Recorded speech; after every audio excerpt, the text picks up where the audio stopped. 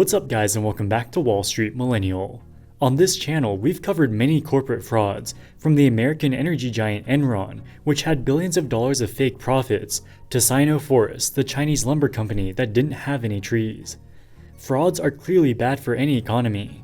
Employees get laid off and investors lose confidence in the entire financial system. But in advanced economies, they're generally not catastrophic on a national scale. The same cannot be said about developing nations, where corporate frauds can have a much more devastating effect. This is especially true in post-Soviet states, where politics and business are joined at the hip by so-called oligarchs. PrivatBank is the largest bank in Ukraine by assets as of 2021, sporting 1,200 branches and 6,000 ATMs. It was founded by the Ukrainian oligarch Ihor Kolomoisky, who has an estimated net worth in excess of $3 billion.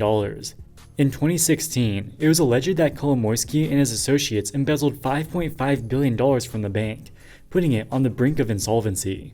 With PrivatBank being a systemically important financial institution, the Ukrainian government was forced to nationalize and recapitalize it, costing the country more than 5% of its GDP.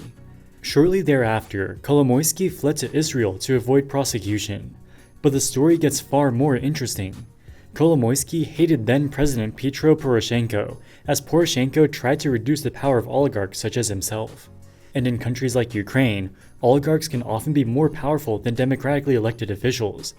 At the time, Kolomoisky was the majority owner of 1+1 Media, which was one of the largest television broadcasters in Ukraine. In 2015, 1+1 Media started airing a show called Servant of the People, in which a school teacher, played by then-actor Volodymyr Zelensky, became president of Ukraine. The show was extremely popular, and turned Zelensky into a superstar within the country. In 2018, Zelensky created the Servant of the People political party, named after his TV show, and announced a real presidential campaign. Kolomoisky's 1+1 Media Group increased the airtime of Zelensky's TV show, as well as giving him favorable coverage during the campaign. In 2019, Zelensky easily won the election, receiving 73% of the vote compared to incumbent Poroshenko's 24%. After his inauguration, Zelensky fired many anti-Kolomoisky government officials, allowing the oligarch to return to Ukraine without the fear of prosecution. In this video, we'll look at how Ihor Kolomoisky became so powerful, and more importantly, we'll delve into the relationship between Kolomoisky and Zelensky, and what this means for Ukraine's future. Born in Dnipropetrovsk, Ukraine, Ihor Kolomoisky's business career started in the 1990s, shortly after the fall of the Soviet Union. Driven by the 5-year plans of the Soviet Union, Ukraine's economy overbuilt its heavy industry and mining sectors.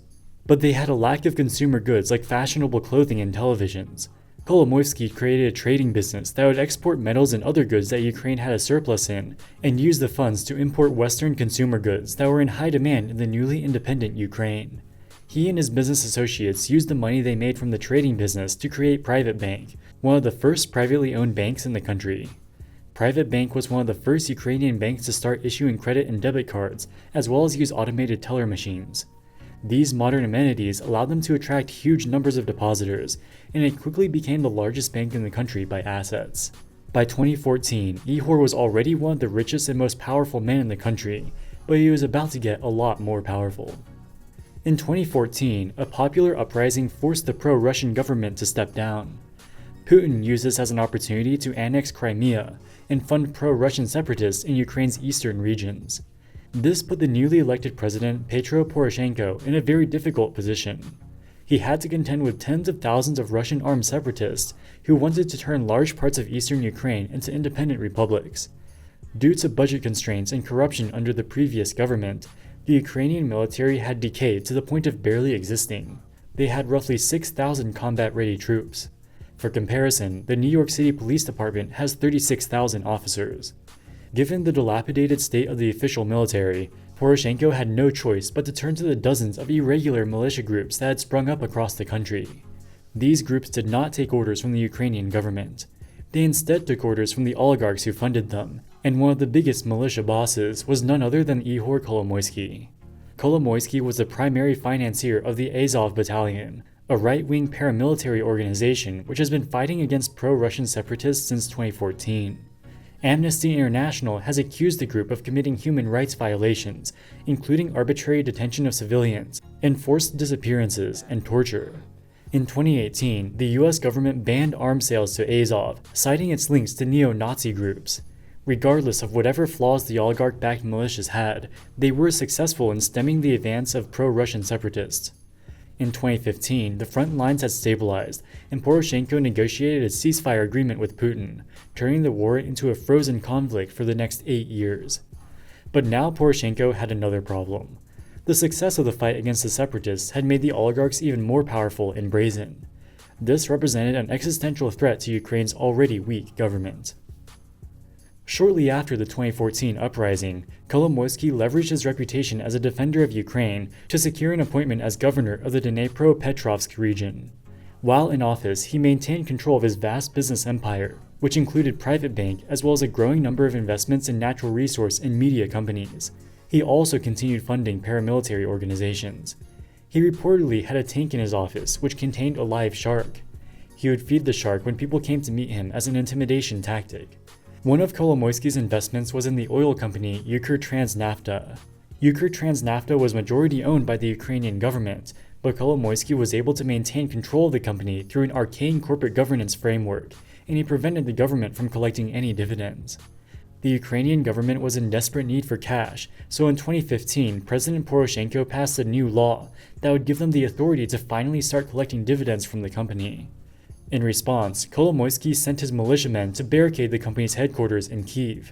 Kolomoisky overestimated his power, and this move was too brazen even for a powerful oligarch such as himself. President Poroshenko finally put his foot on the ground and fired Kolomoisky as governor of Dnipropetrovsk. Despite losing his official position, Kolomoisky was still a multi-billionaire, and his business empire had tremendous power. In an interview shortly after being fired, he half-jokingly said, quote, "I'll stay an oligarch, a businessman, a parasite in society's opinion. I don't see any reason to change the things I've been working with for the past 25 to 30 years, unquote. And his most brazen scheme was still yet to come. While he had diversified into other industries, PrivatBank was still Kolomoisky's most valuable asset by far. It had tens of billions of dollars worth of deposits, and he wanted to get his hands on them.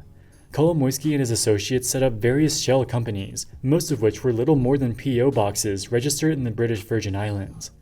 These shell companies borrowed huge sums of money from PrivatBank, and they never had any intention of paying back these loans. If the loans weren't repaid, the bank would collapse. This would trigger an investigation and the ill-gotten loans would be seized by the authorities. If they wanted to protect their money, they needed to remove it from the country. Ukraine's central bank keeps track of all international transactions. If they tried to move such large sums of money abroad, it would surely raise red flags. Of course, being the owner of Ukraine's largest bank, Kolomoisky knew all the ins and outs of the country's financial system.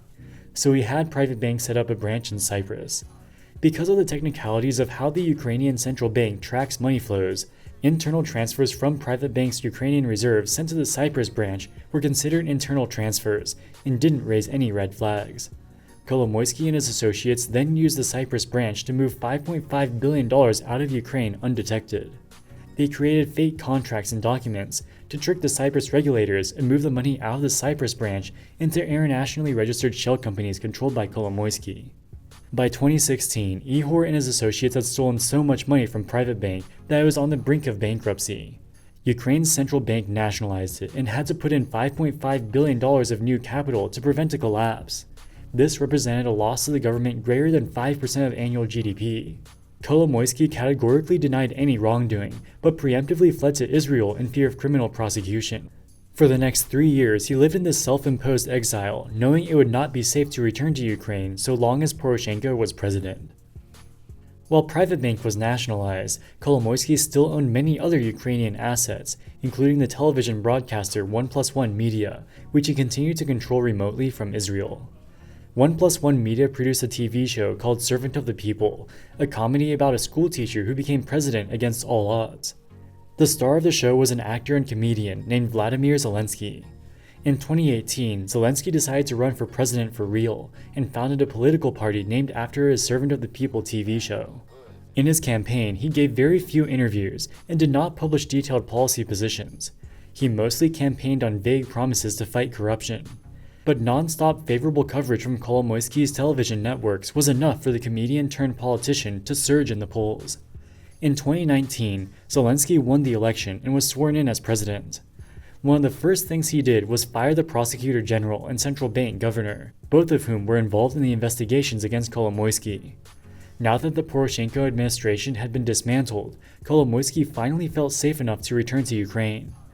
We don't know exactly how much influence Kolomoisky had over Zelensky, but we do know that Zelensky traveled to Kolomoisky's private residences in Geneva and Tel Aviv 13 times during the oligarch's informal exile. We also know that Zelensky appointed a man named Andrei Bodan to be his head of administration. For American viewers, this is roughly equivalent to the chief of staff position for US presidents. Andrei Bodan used to be the personal lawyer of Ihor Kolomoisky. And finally, we know that Kolomoisky was not criminally prosecuted when he returned to Ukraine in 2019. He almost certainly would have been if Poroshenko was still president. One person who did get prosecuted was Poroshenko himself.